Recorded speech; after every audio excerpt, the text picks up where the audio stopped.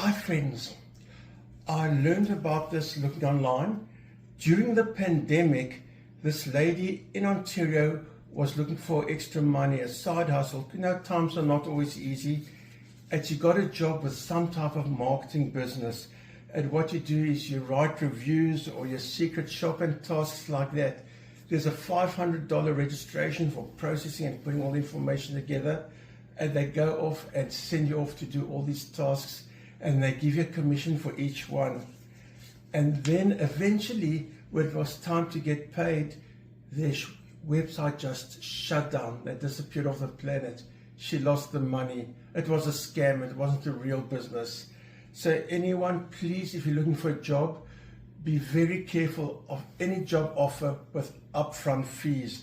It could be any reason. I can say it's taxation, it's processing, we need the money to build a portfolio, or we have to use a particular computer program with expenses. All of it's just an excuse to get money off you. Please, any job offer with upfront fees, that's time to think about it. As always, my friends, my mission is to keep you safe.